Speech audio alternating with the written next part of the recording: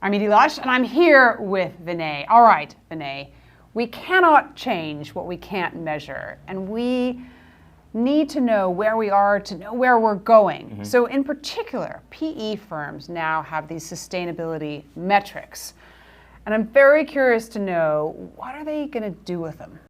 People in private equity, I'm sure you spent time with them in your travels, are probably among the smartest, but also the most competitive people I know. And so giving them transparency on the relative performance of their assets relative to assets owned by peers is probably the best way to get them focused in on improvement. And what's exciting about producing data on environmental factors, social factors, governance factors in the companies they own is that they now have a bit of a roadmap or a blueprint on what they need to do, or what are the areas in which they need to improve.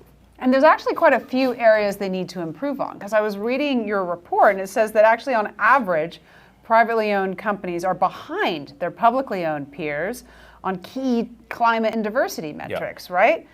However, they've also been very good at creating jobs. So there's two sides to the story.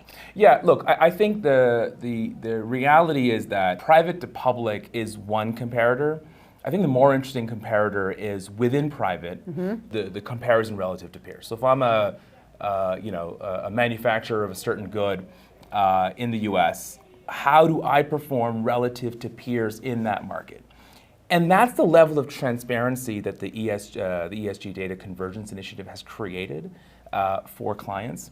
And they therefore now have a set of metrics. So you own an asset, I own an asset. I'm behind you. I'm hyper competitive, I'm hyper talented, I'm hyper motivated to outshine you. Not if I were a PE person, you were a PE person. In real life, I'm not motivated that way. That doesn't motivate. I think you're phenomenal. I think you keep outshining me.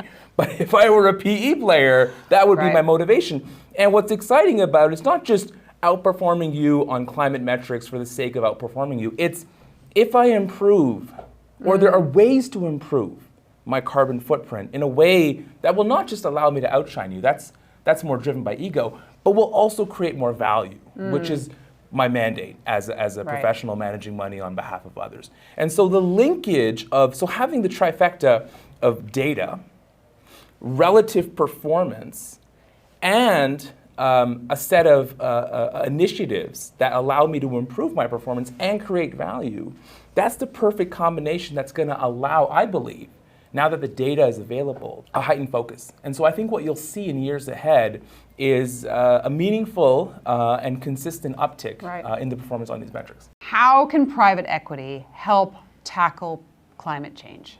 Yeah, I'd say three things. One, improve the performance of the assets you own in terms of their relative performance on climate and carbon. Second is deploy capital in the spaces that are going to bring solutions to the problem. So climate tech, where we see a 5 to 7x gap in capital flowing versus capital required. And the third is partnerships.